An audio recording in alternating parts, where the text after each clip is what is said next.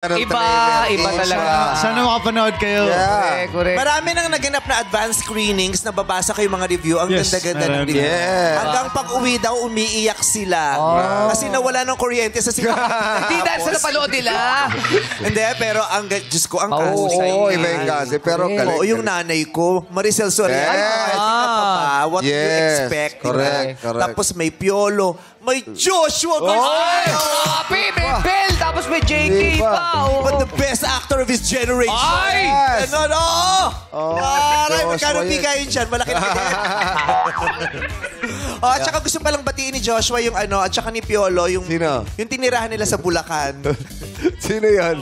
Sobrang dami namin. Dami naming B&B sa Bulacan. So shoutout sa inyo. Grabe. Balita ko, ang babait nyo dyan. Oh, Kaya, Tsaka yung mga fans mo, Joshua, andito lahat. Hello, Oh. Joshua! Hello, madlang people! ang swerte ninyo kasi, dahil sa pagpunta nyo rito pag-suporta kay Joshua, pag nanalo yung Showtime host, may chance din kayong manalo nung ano. Correct. Nung jackpot. Wow! Diba? Magkano ba? Ha, 200,000 na. Oo. Diba? 200K. Eh kung dadagdagan mo, bahay-bahay na. Kaya kanya tinatanong eh. Parang gusto dagdagan eh. Yun lang din ang takot ng mga special guest natin dito eh. Bakit? Masaya daw mag-guest, kaya minsan biglang nagkakabigla ang ambahan. Possibility. May ganun ba nangyayari? Oo, meron. May ganon? I-auction natin yung belt mo kung wala ka dalang cash. Pero again, kailan ang regular showing ng Meet Greet by? November 12 po. Sana po supportahan natin, madlang people. Yes. Ayun. Okay, congratulations in advance. Pero for Thank you. now, Salamat. mag-enjoy ka with Ito tayo.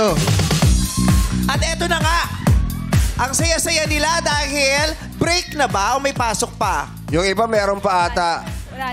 Wala nang pasok. Wala na ba? O habang nagpapahinga kasi nga naman nagpakangarag sila sa pagsusunog ng Yes. kilay. Ngayon may Yes. chance silang manalo ang mga pinagmamalaki nating honor students. Correct.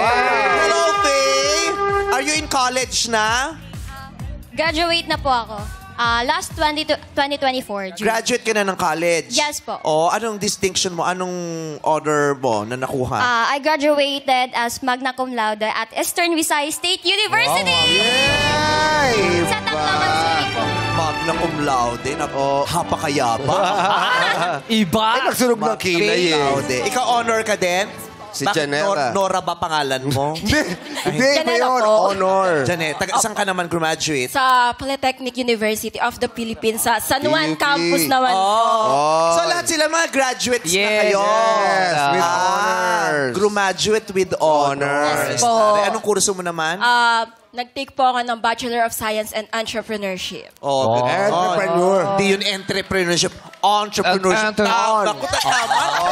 May natutunan ka. Marami kasi kami nakausap dito. Mga honor din. Scholar eh. Pero Tapos? gulong-gulo din sa isip.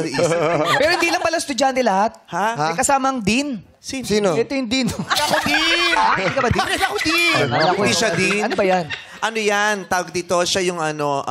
Yung ano? Hindi. Siya yung investor ng school. Oh, big time ka ha. Siya yung Boss, investor. boss. Ito yung anak ng may-ari na hindi pumapasok pero varsity. Oh, pero tingnan mo yung suot eh. Oo, Iba, varsity yan. Hindi pumapasok tayo pero may honor din. Yeah.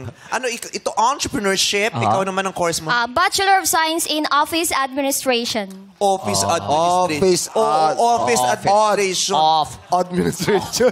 Hindi administration. Office administration. Oo.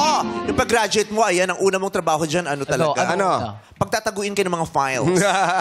Taguyod. Oo, pakilak yung drawer, yung mga ganyan. Tapos yung ano yung mga Ang hirap papel, yung nun. ginagano sa... Oo, di ka Pagpasok pwede na sa trabaho, magkamali. ko nang ituturo dyan, ito yung mga ilawan, dito pinipindot, ha? On, off. Dito nilalagay yung susi. Oo.